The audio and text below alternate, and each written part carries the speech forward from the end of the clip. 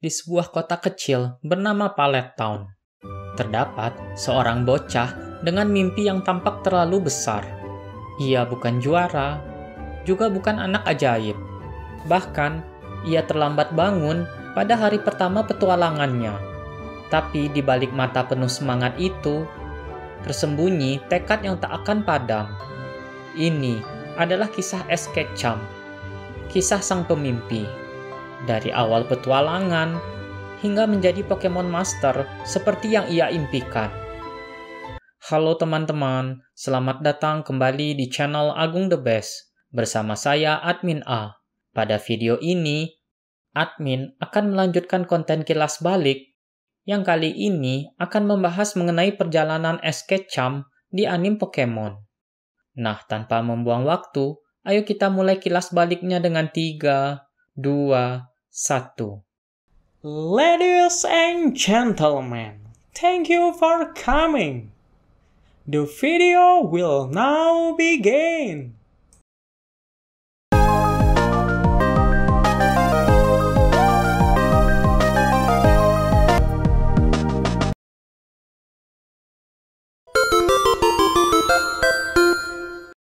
Jepang, pada tanggal 1 April 1997, dunia pertama kali diperkenalkan kepada seorang anak yang berusia 10 tahun yang ingin menjadi yang terbaik, like no one ever was. Tapi segalanya tidak berjalan mulus. Dalam memulai perjalanannya, ia tidak mendapatkan Bulbasaur, Charmander, atau Squirtle untuk menemaninya. Yang tersisa hanyalah seekor Pikachu yang entah dari mana Profesor Oak dapatkan. Bahkan Pokemon itu tidak ingin masuk ke dalam sebuah Pokeball. Tapi justru inilah momen terciptanya suatu sejarah.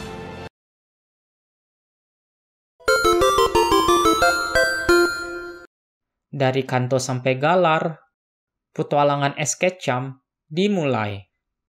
Sebelum mengikuti elitnya pertarungan di Liga Pokemon di setiap wilayah yang ia kunjungi, karakter utama kita ini harus melawan para gym leader yang berbakat untuk mendapatkan lencana sebagai syarat untuk mengikuti Liga Pokemon. Pada wilayah Kanto, dengan statusnya sebagai pemula, merupakan tempat yang keras untuk Ash hadapi. Bahkan 4 dari 8 gym yang ia hadapi tidak dapat Ash menangkan. Memasuki daerah Johto, Ash mulai memenangkan semua pertarungan gymnya. Hanya Pryce dan Piloswine lah yang benar-benar memberikan tantangan besar untuk Ash. Tiba di daerah Hoenn, Makuhita yang berevolusi menjadi Hariyama di tengah pertarungan melawan Brawly membuat Ash kembali merasakan kekalahan melawan gym leader.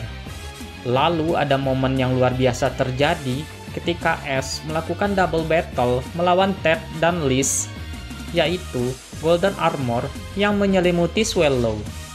Lanjut ke daerah Sinnoh, Counter Shield merupakan puncak kreativitas Ash dalam menghadapi gym leader yang ada.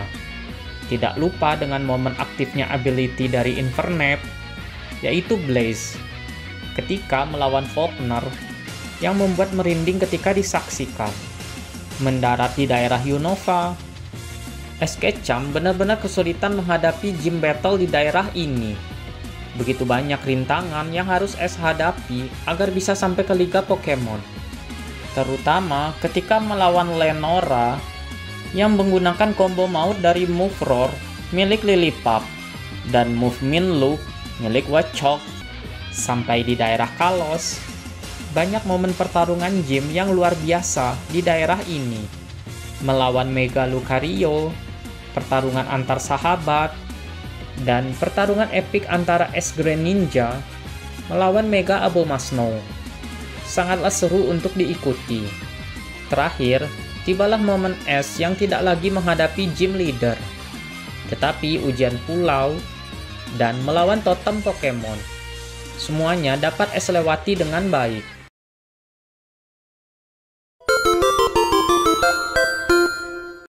Rival merupakan suatu aspek yang sangat berarti bagi Ash Ketchum. Aspek yang membentuk bagaimana es kecam bertumbuh. Bertumbuh menjadi lebih baik. Total, ada 6 orang yang mendapatkan gelar rival dari tokoh utama kita. Mereka semua memiliki suatu hal yang sangat unik dalam berinteraksi dengan es. Ada Gary, yang selalu lebih unggul dari es dalam segala aspek. Ada Paul, yang memiliki filosofi dalam menjalani kehidupan sebagai seorang pelatih Pokemon yang sangat berkebalikan, layaknya dua sisi koin dari tokoh utama kita. Kemudian ada Sawyer yang sangat mengidolakan es. Dan juga ada kebalikannya, yaitu Trip yang sangat meremehkan es. Lanjut, juga ada rival yang sama-sama tumbuh untuk menjadi lebih baik, yaitu Alan. Dan terakhir, ada Gladian, yang menaruh rasa hormat terhadap es, layaknya seorang saudara. Dari mereka berenam, dapat kita lihat bahwa rival bagi es kecam bukanlah seorang musuh. Mereka adalah cermin, tantangan, dan motivasi yang membentuk siapa es kecam ke depannya.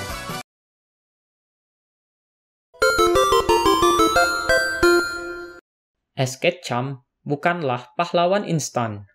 Di Liga Kanto, ia kalah. Ketidakpatuhan Charizard memperlihatkan kurang matangnya es sebagai seorang pelatih Pokemon. Di Liga Johto, ia jatuh. Liga Hoenn dan Unova bahkan tidak lebih baik dari sebelumnya. Lalu mundur sedikit ke belakang, bagaimana dengan Liga Sinnoh? Puncak tertinggi dari es kecam sebagai seorang pelatih Pokemon. Di sana, ia menggunakan seluruh Pokemon yang dia miliki untuk menghadapi Liga Pokemon. Persiapan yang baik dan strategi yang matang sudah es persiapkan. Hasilnya, es lagi-lagi kalah melawan seorang pria yang entah datang dari mana, yang membawa Pokemon legendaris. Seakan semesta tidak menginginkan es menang. Terakhir, bagaimana dengan Liga Kalos? Bahkan dengan wujud legendaris dari Greninja seperti di masa lampau, kekalahan tidak terelakkan. Kekalahan demi kekalahan terus menimpa es. Tetapi dari setiap kekalahan itu, ia tumbuh, belajar, bangkit, dan terus melangkah.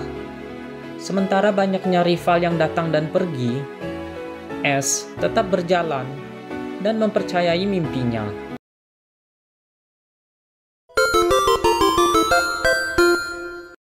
Es bukan lagi bocah impulsif dari Pallet Town. Ia mulai berpikir, membentuk strategi dan membangun ikatan yang lebih dalam dari sekedar perintah dan serangan kepada Pokemon yang ia miliki. Waktu berlalu, dan sampailah es di wilayah Alola. Dan untuk pertama kalinya, ia menjadi juara Liga Pokemon. Dalam perjalanan terakhirnya, Es tidak lagi hanya bertarung untuk lencana dan berkeliling menuju suatu gym ke gym lainnya. Ia telah menaiki kasta yang lebih tinggi, yaitu Pokemon World Coronation Series. Ia menghadapi pelatih terkuat dari seluruh dunia. Ada Raihan, Iris, Steven, Cynthia, dan pada akhirnya, sang juara dunia yang tidak terkalahkan, Leon. Sebuah pertarungan epik di hadapan jutaan penggemar. Pertarungan yang luar biasa menegangkan dengan bumbu flashback yang sangat menyentuh. Membuat pertarungan Pikachu milik Ash melawan Charizard milik Leon menjadi sajian penutup yang luar biasa dari kejuaraan terbesar di dunia Pokemon. Dan akhirnya, setelah lebih dari 20 tahun lamanya, Ash Ketchum menjadi juara dunia. Juara yang disebut sebagai Pokemon Master. Bukan karena ia menang terus-menerus, tapi karena ia tak pernah berhenti berjuang.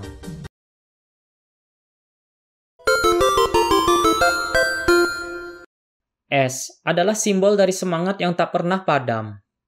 Ia mewakili anak-anak yang bermimpi besar, dan orang dewasa yang tidak lupa bagaimana rasanya bermimpi. Ia gagal bukan hanya sekali, tetapi berkali-kali. Namun di setiap kegagalan itu, membentuk siapa dirinya. S menunjukkan bahwa kemenangan sejati bukan hanya soal menjadi nomor satu, tetapi tentang menjadi lebih baik dari diri sendiri di masa lalu. Dan pada akhirnya, ia mengucapkan selamat tinggal, bukan karena petualangannya telah selesai, tetapi karena sudah waktunya generasi baru melangkah maju. Dari palet tahun ke puncak dunia, Es Kecam menunjukkan pada kita satu hal, bahwa dengan semangat, kegigihan, dan teman yang saling mendukung, tak ada mimpi yang terlalu jauh untuk dijangkau. Ini bukanlah akhir. Ini adalah awal dari kemunculan mimpi yang baru.